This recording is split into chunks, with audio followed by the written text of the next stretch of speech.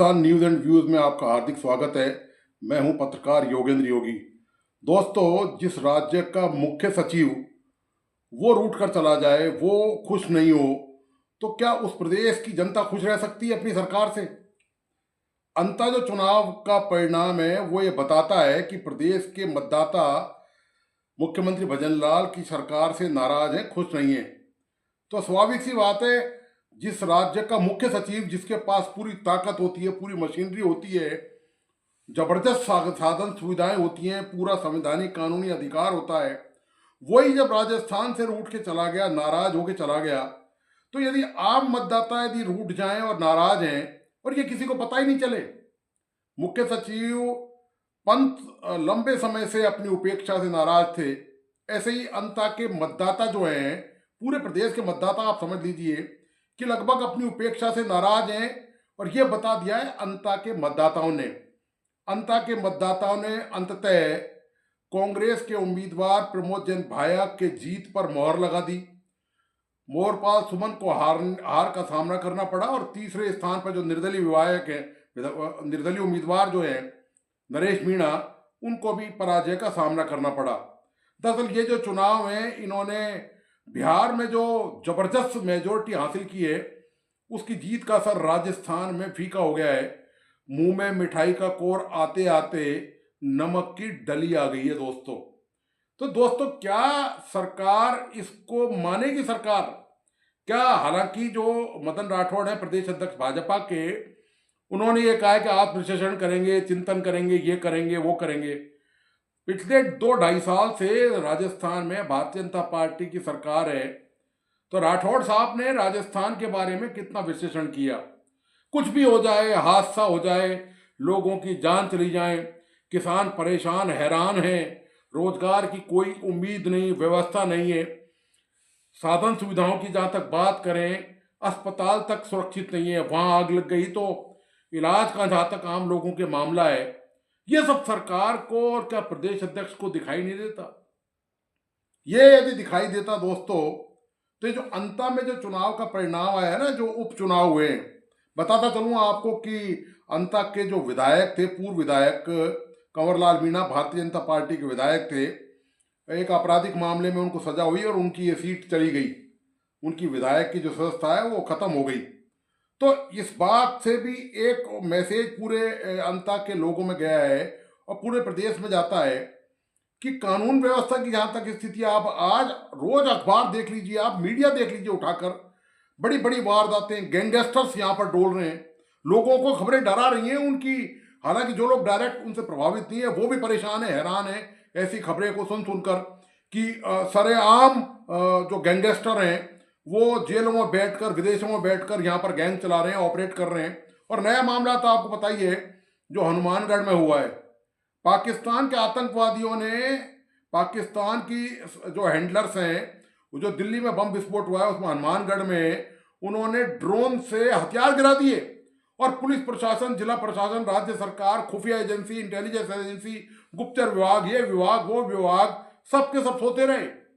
वो हथियार लेके दिल्ली चले गए, उन्होंने वहां पर कार्रवाई पे अंजाम दिया, 1 दर्जन लोगों की मौत हो गई। यहाँ शासन, प्रशासन, सरकार को कुछ पता ही नहीं चला। आप इससे अंदाजा लगा सकते हैं कि सरकार का जो तौर तरीका है चलने का कैसे है, सरकार किस दिशा में जा रही है, सरकार की गति क्या है। कहने को तो डबल इंजन की सरकार यहाँ पर है।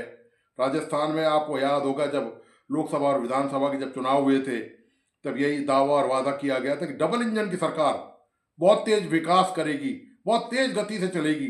आपने देख लिया वो गति कैसी और विकास कैसा है। डबल इंजन का हाल ये है कि एक इंजन उतरा पड़ा है, दूसरा इंजन उसको जबरदस्ती घसीट रहा है। केंद्र सरकार जबरदस्ती सरकार को घसीट रही है।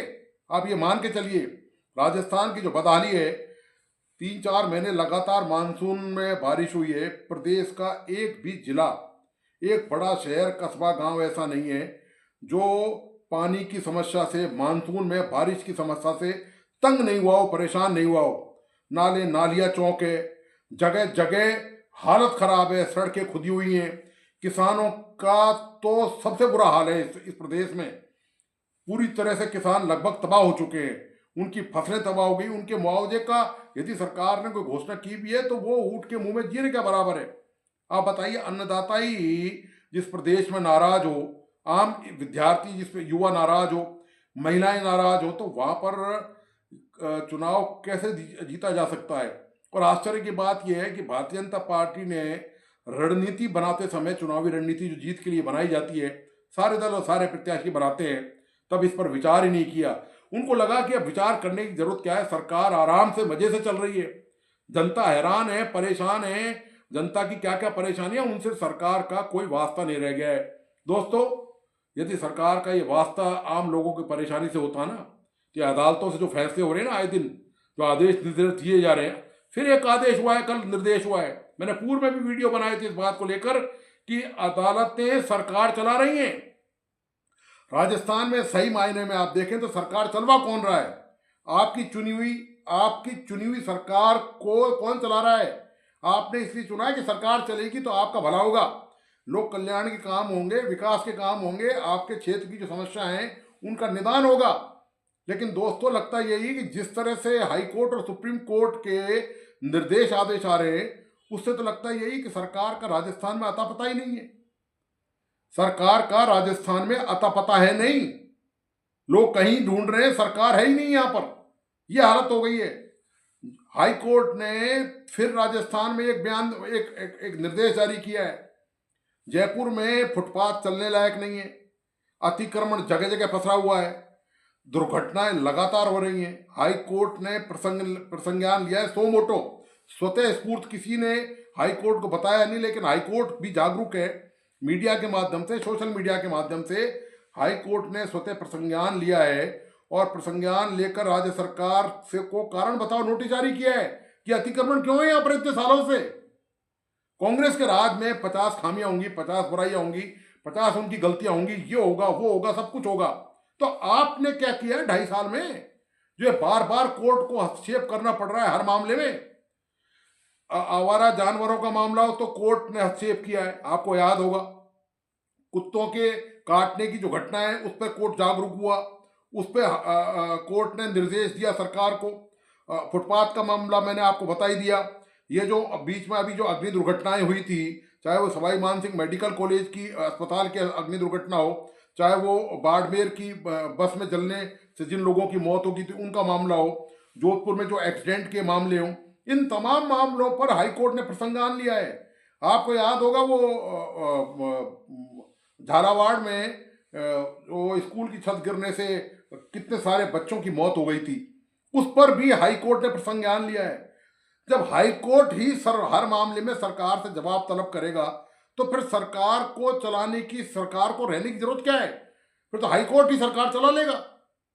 आपने इतनी मेहनत से वोट दिया है, सरकार को आपने क्लियर मेजोरिटी दी ताकि सरकार के सामने ये समस्या नहीं हो कि चूंकि बहुमत नहीं है तो कभी जो निर्दलीय विधायक या जो दूसरे जो छोटे मोटे गुट हैं, जो जिनके विधायक यदि जीत भी जाते हैं, हालांकि कोई है नहीं ऐसा, उनके भरोसे सरकार चले तो वो रोज टांग खिंचाई करते रहें, वो सरकार की बाह में ओढ़ते रहें, वो अपनी मनमानी चलवाने के लिए सरकार को पर दबाव डालते रहें।